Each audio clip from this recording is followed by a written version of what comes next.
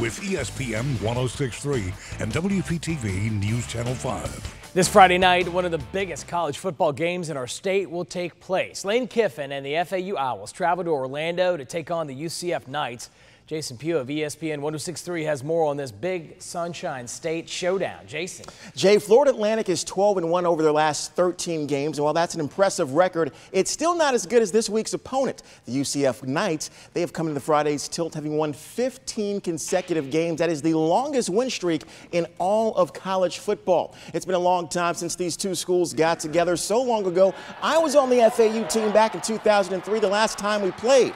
UCF escaped that day with a victory. This Friday, though, both up-and-coming schools will be on display for the entire nation to see. Fans are pumped up about this Friday's game. However, Coach Lane Kiffin doesn't want his players treating this matchup any differently than any other week.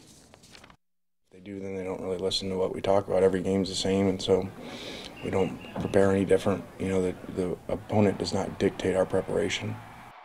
Never mind his tone, Coach Kiffin, I'm telling you, he is pumped up for this matchup. Let's go out to PGA National right now, where the Keiser Kup tournament presented by Golfino took place for the Seahawks on their home course, the Arnold Palmer. Both the number 5 ranked men and the number 3 ranked women at Keiser held on for the lead in the first round and during the second round as well. The Seahawks men's team, they were looking for their first tournament win of the season after finishing in second last weekend.